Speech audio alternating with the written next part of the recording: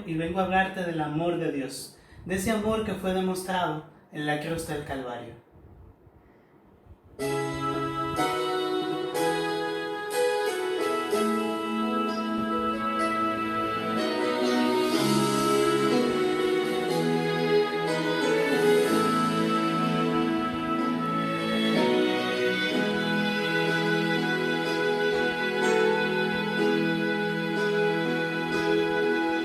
No es conservador o liberal o por la religión, no es por convicción humana o por puntos de opinión, no es idea o política, prestigio o poder. El asunto es el mensaje que es mejor creer. Es por la cruz, es por la sangre que Él vertió, me limpia a mí y me hace libre a mí. El nombre es de Jesucristo y su poder para salvar. En esa cruz es por Jesús. Podemos cambiar la teología y no vivir la religión, justificar nuestra tibieza y predicar de libertad. Alterar podemos nuestra convicción o adaptar el estatus social, pero nunca el evangelio o el poder de la verdad. Es por la cruz, es por la sangre que Él vertió, me limpia a mí y me hace libre a mí. El nombre es de Jesucristo y su poder para salvar. En esa cruz no es suficiente mi concepto, pero sí su grande amor. El precio que debí pagar, Él lo pagó. Por mi pecado es por la cruz, es por la sangre que Él vertió, me limpia a mí y me hace libre a ti. El nombre es de Jesucristo y su poder para salvar. En esa cruz es por Jesús, es por Jesús, es por Jesús. En esa cruz.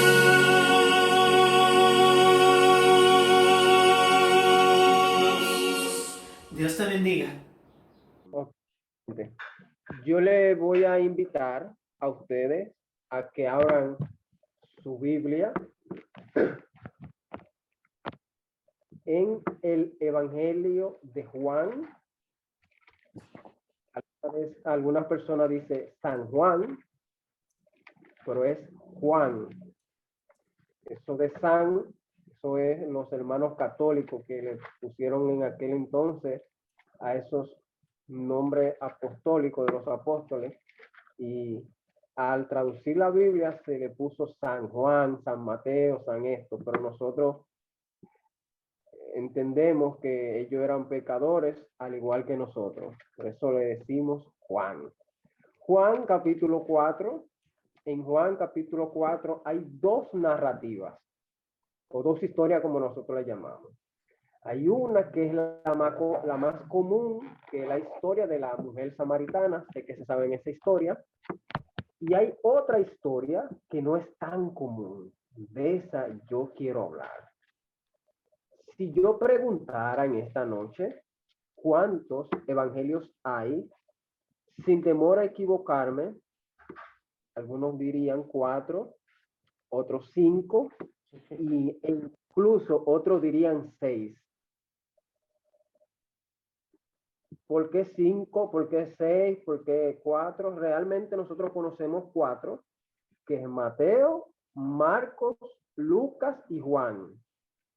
Pero algunos comentadores incluyen el libro de los Hechos por las narrativas que hay, y otros comentadores incluyen la carta o el evangelio de Apocalipsis, porque Apocalipsis realmente es un evangelio, lo que presenta es buenas nuevas, lo que pasa es que tiene mucho simbolismo, pero desde el inicio hasta el final nos habla de Jesús, de que Jesús está al control, de que va a pasar algunas cosas antes de su venida, de que la iglesia iba a pasar por momentos difíciles, pero que Dios siempre iba a estar al control. Eso es lo que nos presenta Apocalipsis. Ahora, de esos evangelios, lo que más se menciona, los 4, está Mateo, Marcos, Lucas y Juan. De esos 4 hay 3 que se llaman evangelios sinóticos. Sinóticos porque tienen prácticamente la misma forma de narrar los eventos o los mismos milagros, pudiéramos decir. ¿Cuáles son esos? Mateo, Marcos y Lucas. Si usted mira esos evangelios, usted va a ver que en esos evangelios prácticamente se están los mismos milagros. Pero el evangelio de Juan es totalmente diferente. ¿Por qué diferente? Por ejemplo, si usted ve la historia de Nicodemo, usted solamente la va a encontrar en el evangelio de Juan. La historia de la mujer samaritana solamente la va a encontrar en el evangelio de Juan. La historia de las bodas de Caná solamente en el evangelio de Juan. La historia de Lázaro solamente en Juan. Y la narrativa que vamos a usar esta noche también la vamos a ver solamente en el evangelio de Juan. Pudiéramos decir que Juan era como el teólogo de los 12 discípulos. En otras palabras, para ponerlo como más práctico, era como el pastor teológico del grupo, porque cuando uno examina el libro de Juan, es el que escribe más sencillo, pero a la vez también escribe más profundo. Si uno examina en griego las cartas primera, segunda y tercera de Juan, pudiéramos decir Apocalipsis también, y también el Evangelio de Juan, tienen un contenido teológico riquísimo y profundo a la vez. Pero la teología la vamos a usar profunda para otra ocasión. Nosotros lo que necesitamos ahora, como padre, como hermano de iglesia, es lo práctico. Eso es lo que lo necesitamos, lo práctico. Entonces, por eso quiero invitarle a que, me imagino que usted tiene su Biblia abierta, en el Evangelio de Juan, en el capítulo 4, en el versículo 43 en adelante. Leemos la historia. Posiblemente esta sea tu historia, posiblemente esta sea mi historia. Y yo quiero que en esta noche la veamos, esta historia, con una mirada un poquito más allá. Ver esta historia desde otra dimensión. Yo quiero que usted se ponga en el lugar de ese padre, porque este grupo se llama Padre Intercesores. Y entonces usted se va a poner como un padre y va a interceder por su hijo. Eso es lo que pasa en esta historia. Por eso quiero compartir esta historia con ustedes. Versículo 43 dice: 2 días después salió de allí y fue a Galilea. Y abro un paréntesis automáticamente para explicar algunos detalles. Esos 2 días después es cuando él está en Samaria. Pasaron 2 días y pasó de nuevo. dice a Galilea. Recuerden que Jesús es Galileo. También Jesús desarrolló el mayor tiempo de su ministerio en Capernaum, que era Galilea. De hecho, la Biblia dice que Jesús vivía en Capernaum, no en Belén. En Capernaum Jesús vivió la mayor parte de su ministerio. Ahí fue donde más milagro hizo. El versículo 44 dice, pues Jesús mismo dio testimonio de que al profeta no se le honra en su propia tierra. ¿Qué quiere decir esto? Esto lo que quiere decir es que Jesús no pudo hacer más milagro en su propia tierra y que tuvo que ir a otra tierra, por ejemplo, a otra ciudad, para desarrollar su ministerio, porque la gente cercana de él, que lo conocían, no creían. Jesús prácticamente para ellos no tenía credibilidad. Y posiblemente, yo quiero decirte en esta noche, yo no sé para qué tú buscas a Jesús. Yo no sé si solamente tú buscas a Jesús por los milagros que hace. Pero yo te animo en esta noche a que no lo busques por los milagros, a que tú busques a Jesús porque Él es tu Dios. Porque pase lo que pase, Él va a seguir siendo Dios y estará siempre al control. Versículo 45 dice, cuando llegó a Galilea, los galileos lo recibieron. ¿Por qué lo recibieron? Pues habían visto todas las cosas que había hecho en Jerusalén, y dice el texto, en la fiesta. ¿Cuál fiesta? Las bodas de Caná. Usted se sabe esa historia. Creo que no tengo que ir allá y hablar mucho. Porque también ellos habían ido a la fiesta. ¿Qué quiere decir Juan, el discípulo amado, en estas pequeñas palabras que nos viene diciendo? Juan lo que está diciendo, lo voy a resumir, lo que he leído. Pasaron 2 días, bajamos acá a Galilea, pues a Jesús no se le honraba en su propia tierra, o sea, con su gente no le daba el honor que él merecía. Llegamos a Galilea, los galileos, ellos lo esperaron, porque ellos vieron, ellos escucharon lo que él había hecho en la fiesta, en las bodas de Caná. Nosotros, los seres humanos, cuando escuchamos algo bueno, alguna noticia buena, aquí nosotros los dominicanos decimos que eso se riega, que todo el mundo lo sabe y se comparte y se toma cosas. Pasó lo mismo en ese entonces, lo mismo, lo que Jesús había hecho en la boda, que había convertido el agua en vino, se compartió y se regó. De hecho, la Biblia relata que el agua en vino fue el primer milagro que hizo Jesús. Y ahora, en esta historia, es el segundo milagro que él va a hacer.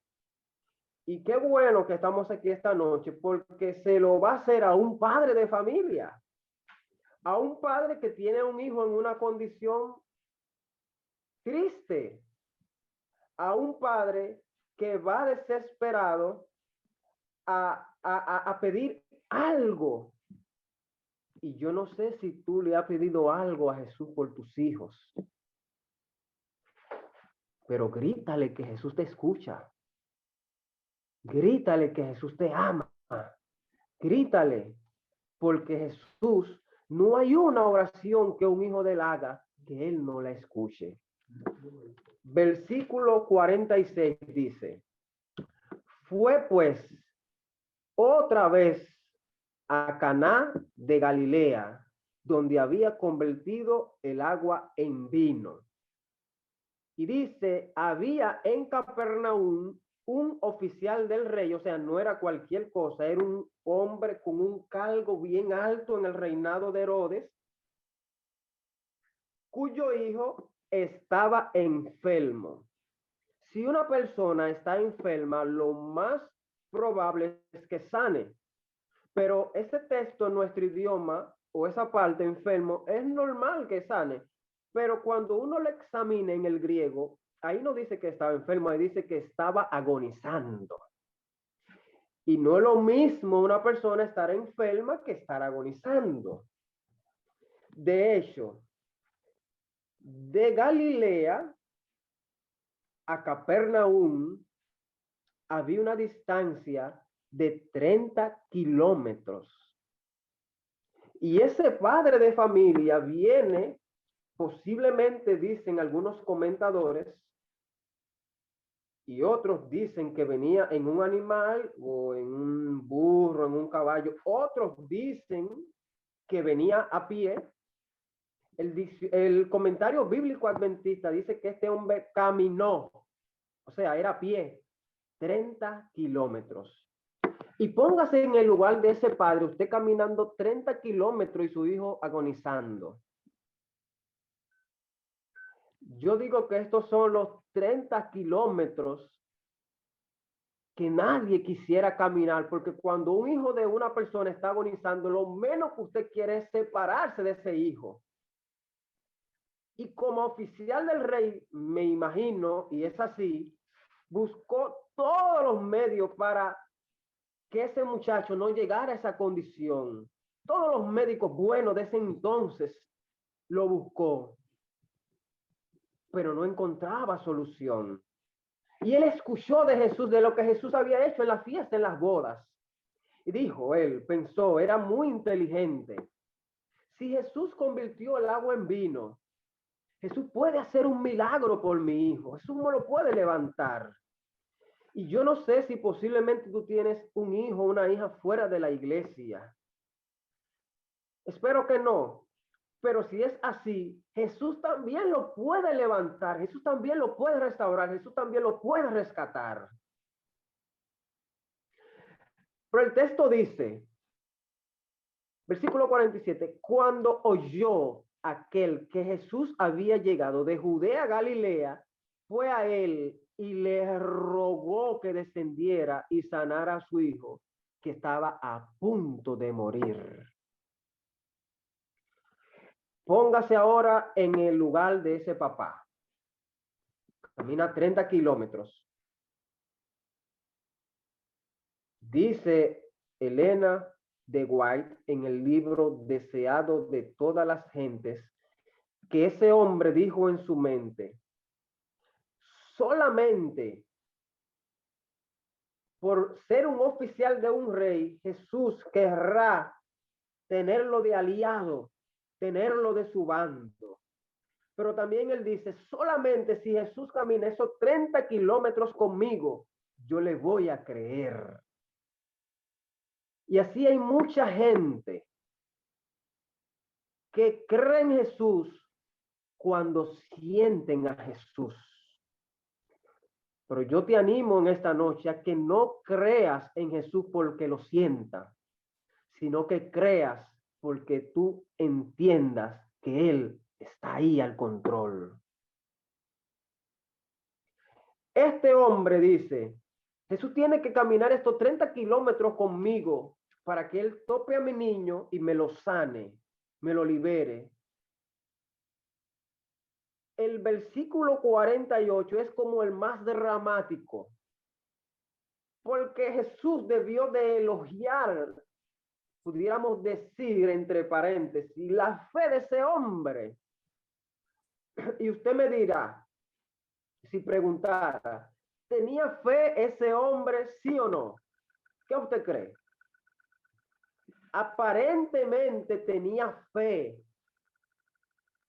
Pero miren cómo Jesús lo recibe. Versículo 48. Entonces Jesús le dijo, si no veis señales y prodigios, no creeréis. ¿Qué Jesús le está diciendo? Si tú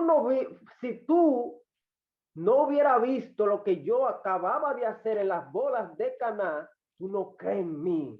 Tú crees por lo que viste.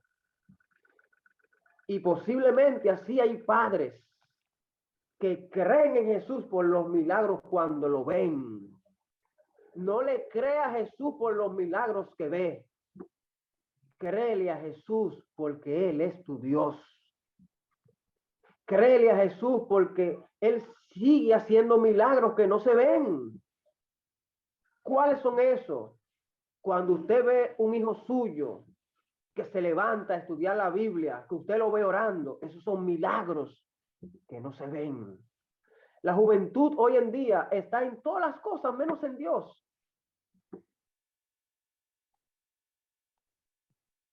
Este hombre entendió que Jesús debió de felicitarlo y Jesús le recibe con una reprensión. Versículo 49 dice, el oficial del rey le dijo, Señor, desciendes antes que mi hijo muera. ¿Qué le está diciendo? Señor, camina conmigo estos 30 kilómetros. ¿Tenía fe el hombre? No tenía fe. Porque ese Jesús solamente podía decir a la distancia, sal de ese estado de coma y el milagro iba a pasar igual si hubiese ido. Pero no quiero decírselo yo, quiero que el mismo Jesús se lo diga en esta noche. Versículo 50. Jesús le dijo, vete, tu hijo, ¿qué pasa? Vive. En nuestro idioma español se ve bonito. Y usted me preguntará, ¿por qué tanto griego en esta noche? Porque cuando usted traduce un documento del idioma original, se pierde un poquito. En el griego dice, vete tú, tu hijo seguirá viviendo. Se oye más bonito. Dice, el hombre creyó la palabra que Jesús le dijo y se fue. Ahora yo digo que ese hombre tenía que caminar 30 kilómetros de fe. ¿Por qué 30 kilómetros de fe? Porque Jesús no iba físicamente a su lado. Y ese hombre se fue solamente creyendo la palabra.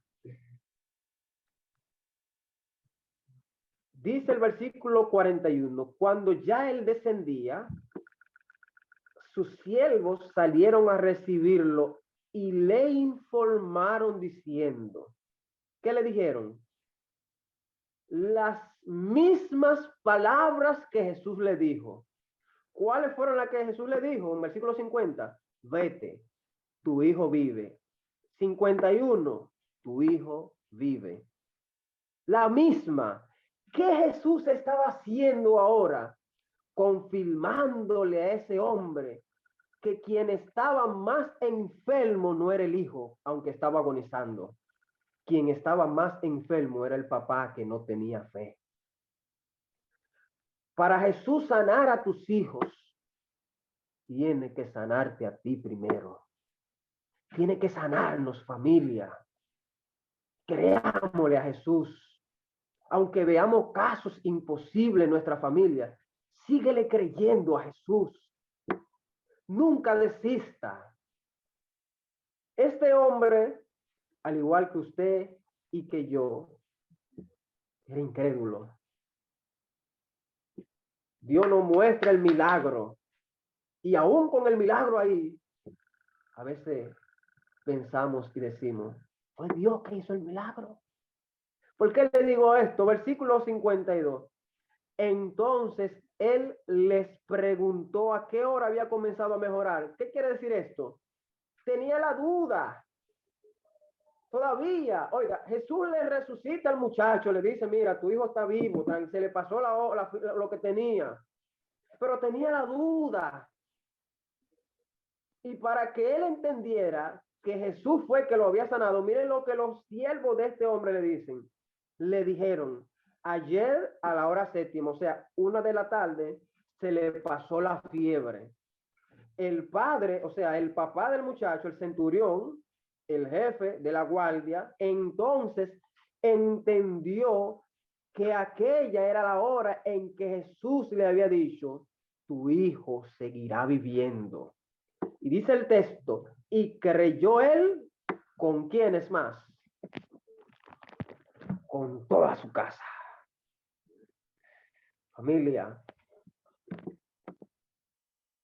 pídele a Jesús que te sane hoy. Posiblemente tú no estás enfermo de salud física, pero posiblemente tu fe está enferma y Jesús quiere sanártela hoy. Mañana puede ser tarde. Jesús quiere ayudarte hoy. Y si él ayudó a ese hombre incrédulo, él nos puede ayudar a nosotros que creemos. Qué lindo. Qué bueno que le servimos a un Dios tan maravilloso. Qué bueno que le servimos a un Dios que está pendiente de los mínimos detalles nuestros.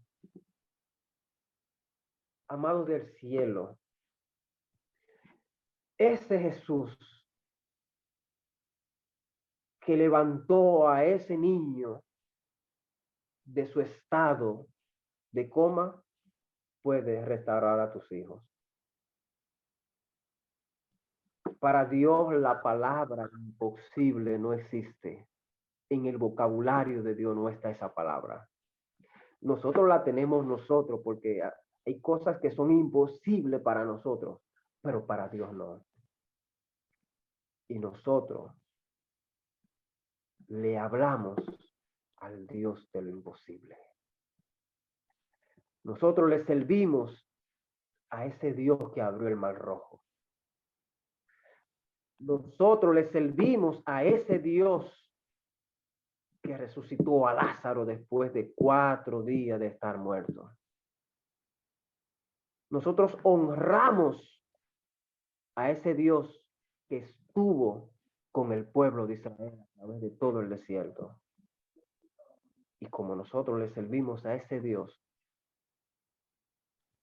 pronto estaremos. De Los Ángeles, de Nueva York, New Jersey.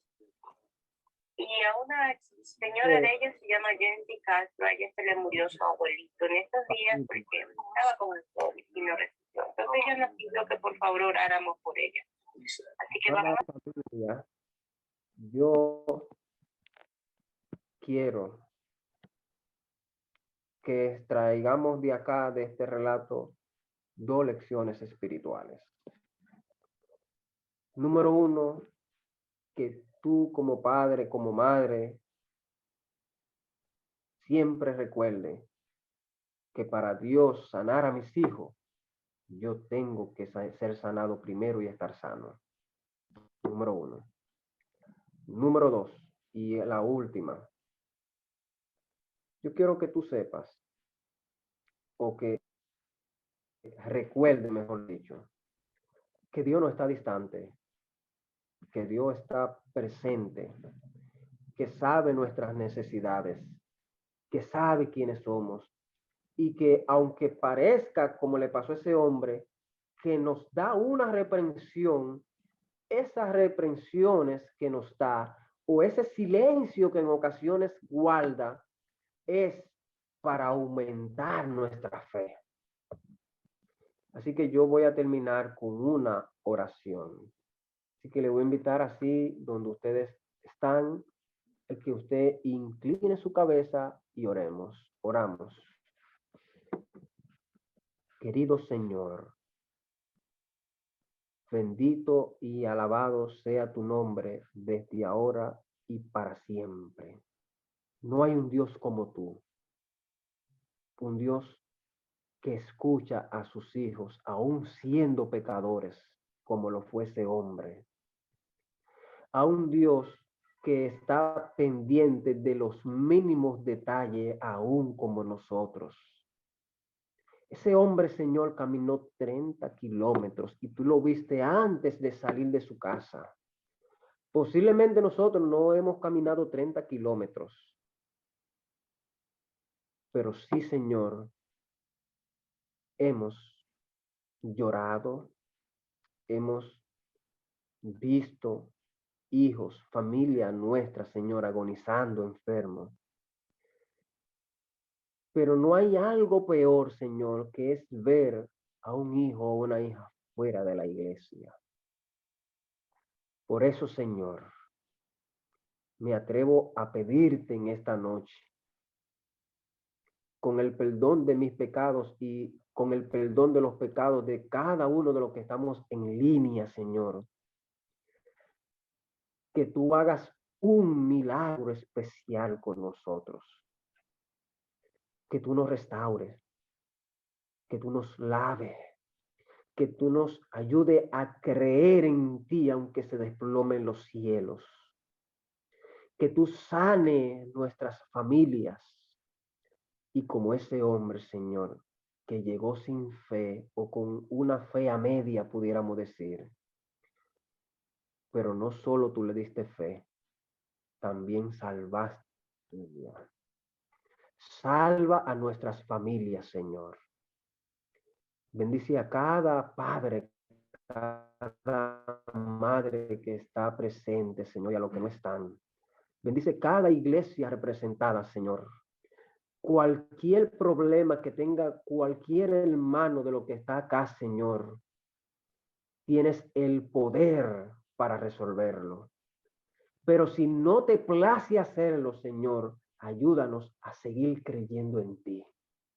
No por lo que tú haces, sino a creer porque tú eres nuestro Salvador.